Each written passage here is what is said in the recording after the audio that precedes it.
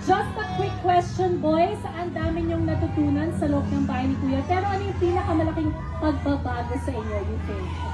Para sa akin, yung pag-stay ko dito sa bahay ni Kuya, grabe.